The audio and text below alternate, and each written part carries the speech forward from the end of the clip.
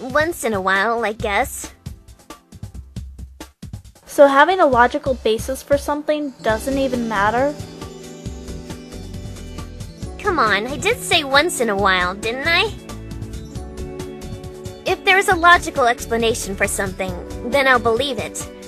But if there isn't one, I... We'll choose the most romantic option? Pretty much. With a blank look on his face, Yuni gazed absent-mindedly at the feather in his palm. He was utterly still, as if his soul had gone somewhere else and left his body frozen in place.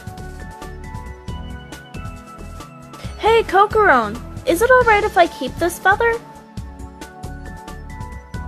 His eyes were downcast. Only his lips were moving. Sure, but what are you going to do with it? It'll be a memento. Memento? When I asked that, Yuni raised his head. Yes, a memento. So that I don't ever forget that I met Kokoro. It surprised me how he said those words so casually. It must have been his age. The brutal, straightforward frankness that boys my age just don't possess. Or rather, that they gradually lose with age. Yuni still hasn't lost that gift. If Yuni had been 7 years older, that short exchange of words would have left me so embarrassed and flustered that I'd have to stand up from my seat to cool off, because those simple words would have been so incredibly romantic. But right now, I simply chose to say, "Oh, how cute!" Without warning, I hugged Yuni and messed up his smooth hair with my hands. I can't breathe. I'm dying. Seriously, I'm seriously dying here. And more importantly, my glasses. You'll break my glasses. They'll break, I'm telling you, they'll break. Save me, anyone, stewardess! Yuni struggled like a cute little woodland creature in my arms.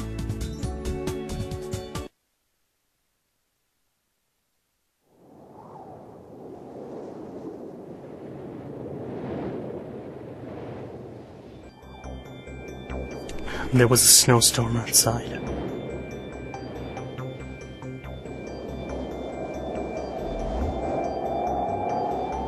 The snowstorm was so strong I had to lean up with my hand against the wall to keep standing upright.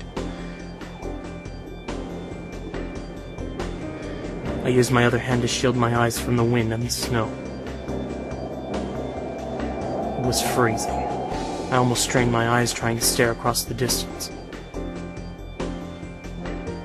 I couldn't see anything. The entire landscape before me had been whited out. A pure white world where all depth was lost.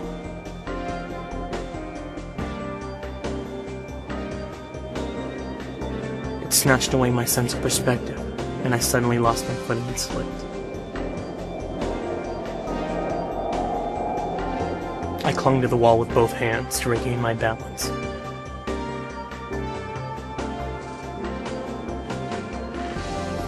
This clock tower was over 15 meters tall.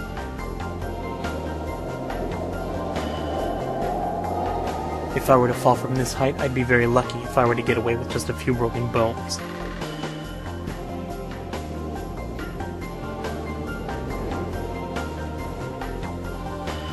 I glanced downward. My field of vision was filled with whirling plumes of snow, and the needle-like tracks it left as it blew across the roof.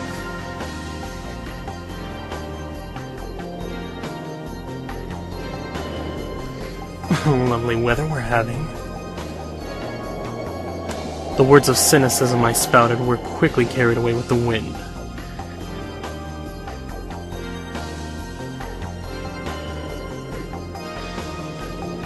There, in the freezing cold, I checked the time. I've never liked having anything attached to my arm.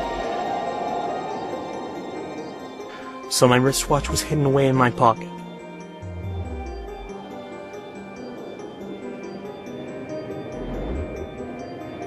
My eyes turned toward the panel of the digital watch. It's almost 4 p.m.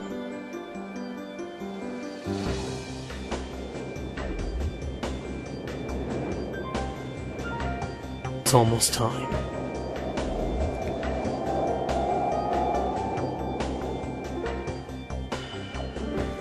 I raised my eyes to the dark, restless sky.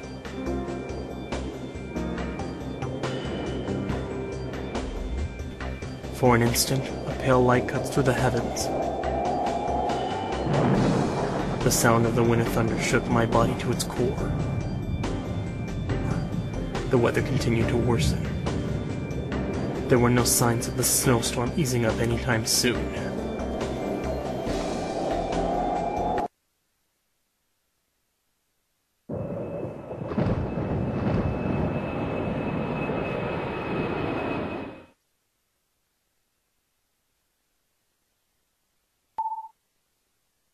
Ladies and gentlemen, this is your captain speaking.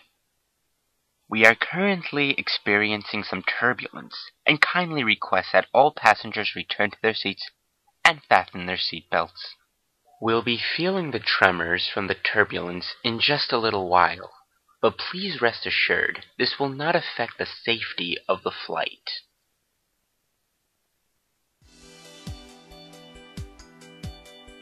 Yuni neither noticed the seatbelt sign, nor paid any attention to the captain's announcement. He was next to me, completely immersed in play fighting with the plush polar bear.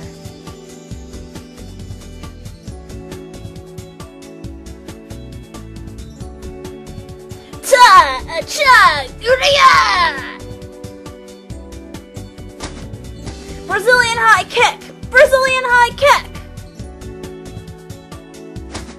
A Brazilian high kick? It can only be Armada Con Martello! I fastened his seatbelt for him.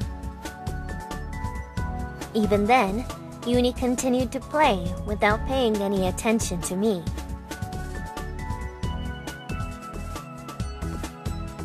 Well, I guess he's fine.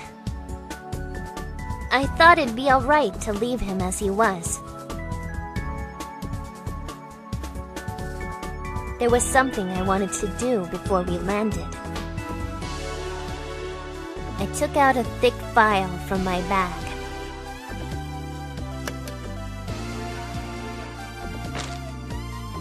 I fastened my own seatbelt and laid the file in my lap.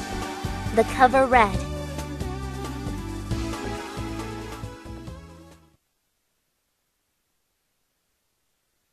Awazumi Municipal Hospital Indiscriminate Murder. Case file. I opened to the first page.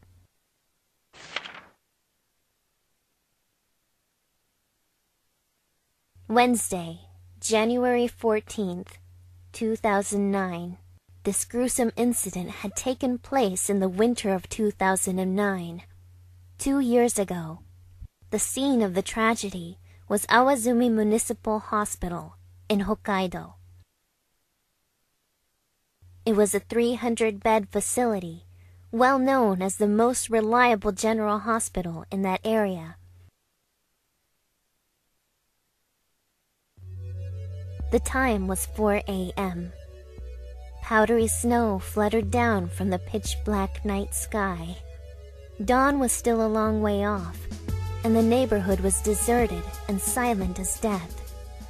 Only the whispering of the falling snow, reverberating from somewhere far away, broke the perfect silence. The figure of a lone girl had appeared at the front gate of the city hospital. She was not holding an umbrella. The powdery snow fell softly onto her shoulders and hair. She was as silent as the world around her. An on-duty nurse noticed this strange figure from the window of the 3rd floor. The nurse thought that there might have been an emergency and quickly rushed down toward the main gate, but once she got there, her figure was nowhere to be seen. The hospital was sound asleep. There was no one groaning in agony, no one weeping in despair. Only the faint sounds of calm and tranquil sleep filled the cool hallways. A sharp shriek had violated the silence. That's when it all began. The only voices that could be heard thereafter were agonized dying screams. And then everything lapsed again into silence. It took the doctors and nurses several minutes to notice that something was wrong.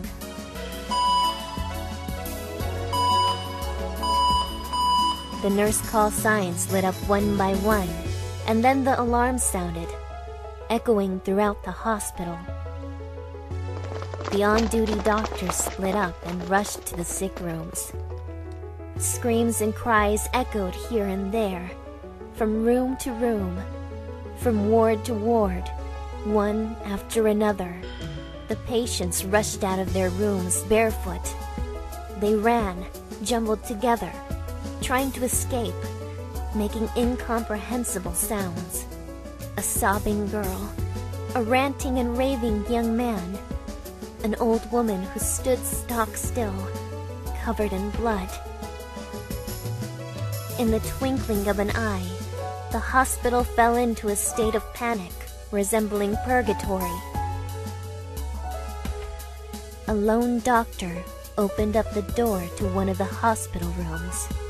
An incredible amount of fresh blood stained the walls and linoleum floor crimson. A thin mist of splattered blood hung in the air. The sickening, persistent odor made its way to the doctor's nose and settled itself deep in his lungs. The doctor instinctively covered his mouth. 2 motionless lumps of flesh lay there, sprawled over the beds. One had had its chest brutally torn open. The right half of the rib cage was sticking out from the body cavity. The heart was gone. He found it in the corner of the room, squished flat like a frog that had been run over by a truck. As if someone had hurled it at a wall in a fit of rage. The heart had left a vivid streak of bright red on the milky white wall as it slid its way down into the floor. Suddenly, someone grabbed the doctor's leg. It was another male patient. The patient's throat had been slashed open. The weak, rasping sound of air escaping from the wound could be heard.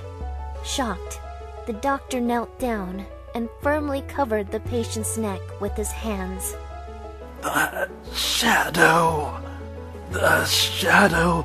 has come. Those were the last words he'd ever say. To this day, no one has yet been able to determine what those words really meant. According to the report, the first murder occurred near the entrance to the emergency wards. The victim was a male security guard. He was most likely killed trying to detain the perpetrator who had invaded the hospital. Thereafter, the perpetrator went from one hospital room to the other, indiscriminately slaughtering patients along the way. The patients listed as murdered even included an elementary student. The patients, however, were not the perpetrator's only victims. The doctors and nurses who attempted capture were also stabbed. The final casualty count was 12 dead, 19 wounded.